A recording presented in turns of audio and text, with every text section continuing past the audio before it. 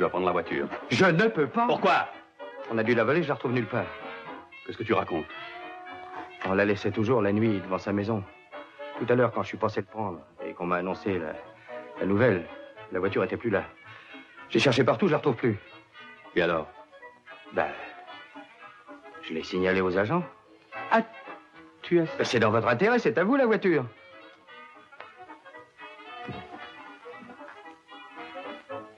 J'ai cru bien faire. Oui, patron. Vous pouvez. Et je vais le prévenir.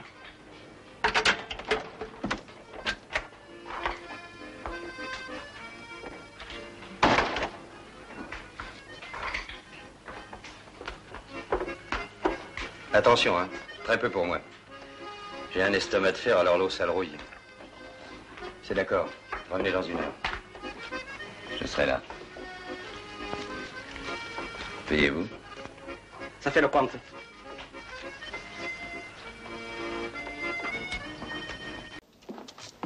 Ces hommes sont des soldats du roi de France. Issus de la bataille. Le château est entre nos mains, capitaine. Je savais qu'on nous enverrait des espions du roi de France et qu'ils seraient 4, mais pas 2 et 2. Vous m'avez bien trompé. Et nous ne savions pas, nous, le poste qu'occupait l'envoyé de la reine de Provence. Quand je t'ai battu, Thierry, je venais de deviner qui tu étais. Moi, je n'ai deviné que lorsque tu nous as choisis pour cette garde. Entre camarades, si on ne se rendait pas de temps en temps des petits services. Bon, alors écoute-moi. Ce soir, j'avais rendez-vous avec une fille pour dîner. Dîner et tout le reste. Alors, quand elle va pas me voir venir, elle va téléphoner. Alors, tu lui diras que le maire m'a invité, qu'elle dîne toute seule, et que pour le reste, je la rejoindrai plus tard. Tu m'entends, tête de jocrisse? Comptez sur moi, mon lieutenant. Je trouve pas que ça va bien d'être habillé serré. Tu te rends compte de ce que tu me fais faire? Ton père va être furieux. Mais moi, j'ai les F2 à préparer pour le circuit de la solitude. Alors, tu arrives? Tes conversations avec les jolies femmes, hein? Tu peux compter sur moi, ma cocotte. Quoi? Allô? En tout cas, cette fois-ci, je suis arrivé juste au bon moment. Pourquoi? La voiture allait encore vous passer sous le nez. Alors, pour éviter le coup qui est déjà arrivé, je me suis permis de donner votre accord et de signer pour vous. Mais avec quel argent? Avec quel argent? Ah, ben, je me suis engagé pour vous. S'il faut en plus que je vous fournisse de l'argent... Merci, mon vieux, parce que l'argent... Je l'ai. Le pétrole.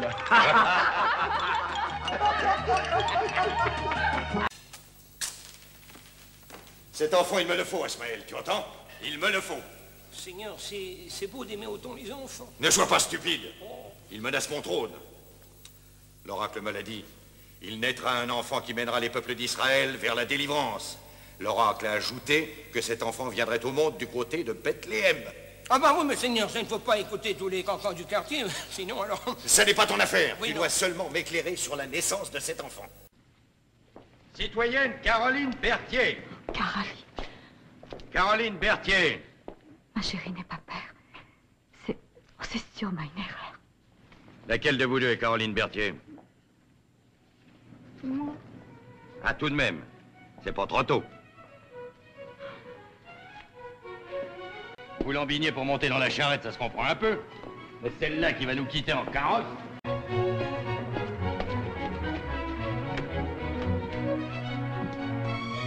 Et en route pour la maison Bellhomme.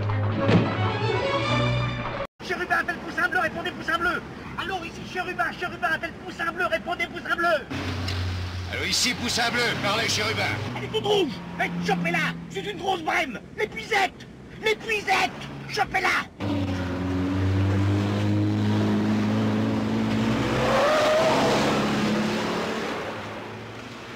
Allô, Chérubin appelle Poussin Bleu, répondez Poussin Bleu. Allô, Chérubin, 16 interpellations, 12 procès-verbaux, un seul appel de Caligula. Un seul?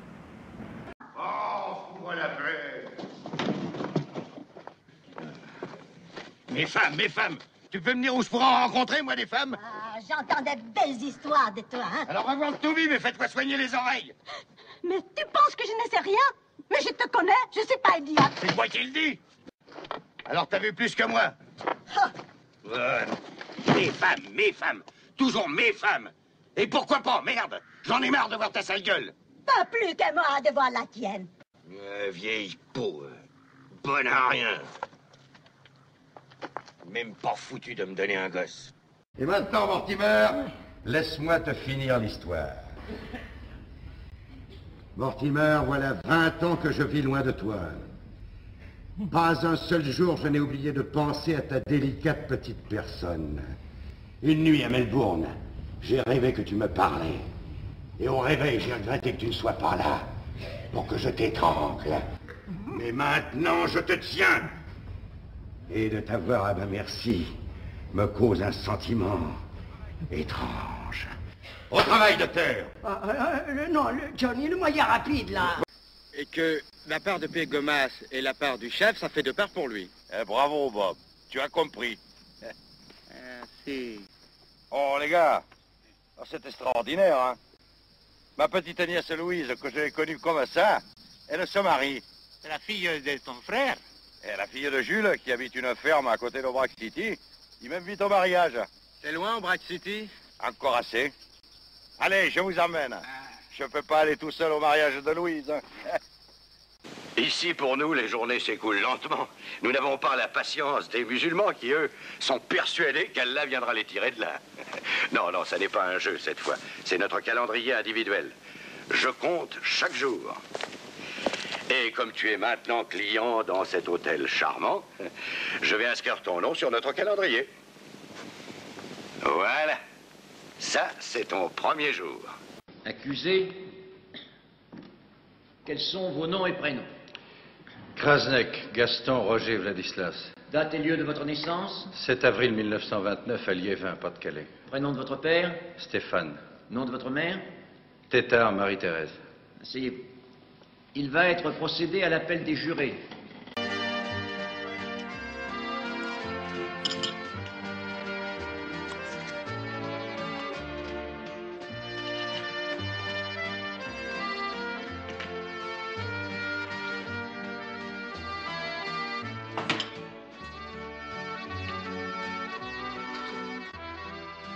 Le Ricard, ça se boit avec de l'eau. Et j'aimerais bien vous voir partir debout. Toujours pour nous. Toujours pour ceux qui aiment des sauces dans la vie, quoi. Moi, j'aime mes cochons. J'en ai fait 2000 le mois passé. Mais ça retombe, quoi. C'est comme tout, quoi. On peut plus compter sur rien. Alors après tout, ce sont vos affaires, hein. Que j'habite ici ou en ville, je vais pas dépenser mon temps, mon énergie et mon pognon si vous avez envie de jouer les agneaux et de vous faire bouffer par le loup. Oh, mais ne concluez pas trop vite, Belfond. Permettez-moi de vous le dire, monsieur le maire. Il vous appâte, il vous allèche. Et quand il aura tout dans les mains, vous n'aurez plus voix au chapitre. Alors moi, je vous le dis, quelle que soit la décision du Conseil, je continue la lutte avec les courageux qui refusent de vendre à Blanchard, même au prix fort, pour protéger leur ville. Voilà. Nous enquêtons sur la mort de Louis Rabier. Ah, vous faites une enquête? Ce que vous pourrez découvrir facilement, c'est qu'il n'y a plus personne pour me payer la pension alimentaire de mon fils. Ah bon, parce que c'est ça l'essentiel. Ben non, voyons. Pensez bien que le petit manquera de rien avec moi derrière. Ah si, pourtant. Quoi? Ben alors, tu te souviens pas? À 4h30 du matin, justement, on m'a appelé au bout du fil. Quelqu'un était passé à mon chantier du bord de Seine et il me disait qu'il y avait du feu dans la charpente. Le feu? Ben, quand on travaille bien, on fait des jaloux. Un chantier qui brûle, moi, je suis parti comme un fou. Den müssen wir da warten. Wir haben ja nichts gegen Sie in der Hand und ist ohne Sie überhaupt nicht zu fassen. Lacht uns bloß aus. Was wollen Sie trinken, Herr Feigl? Wenn es das deutsch-französische Verhältnis nicht allzu sehr belastet. Ein Bier. Vous avez entendu? Et Berlin? Comment? Au casino, mais depuis quand? Mais pourquoi vous m'avez pas téléphoné plus tôt?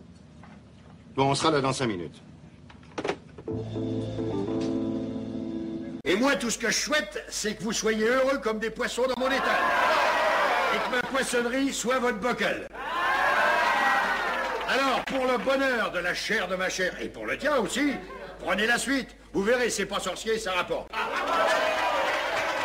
T'auras des ronds, et puis à la place de tes 30 bombes qui te cornent dans les oreilles, t'auras qu'à en faire 2 ou 3, ils feront autant de bruit, mais ils seront à toi. Vive les mariés! Allez